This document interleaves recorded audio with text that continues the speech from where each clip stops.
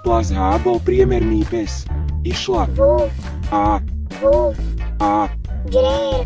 keď zjedla nejakú abecednú polievku a to, čo sa stalo, bolo bizarné. Na ceste do Splashovho žalúdka písmená stratili smer. Cestovali do jeho mozgu a má toho veľa čo povedať, teraz hovorí. Ako teraz hnedá krava. Splash hovorí.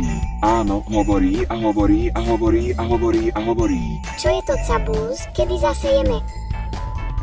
Hej, Joe, čo vieš? Nevolám sa Joe.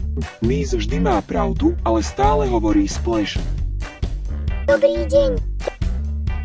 Má hlas, je pripravená kričať, Splash vám povie, o čom to všetko je, niekedy nesprávne, ale zriedka na pochybách, Splash vám povie, čo všetko je o tom, že ten pes je jedinečný.